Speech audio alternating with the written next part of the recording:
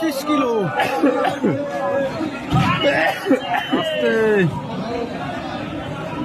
উজ্জ্বলদা 25 কিলোর কাতলা, কাটা 800 টাকা।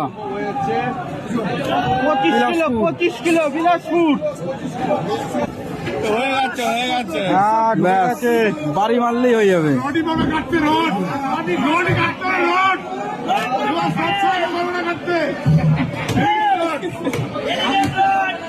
দারুন দারুন। 17:38।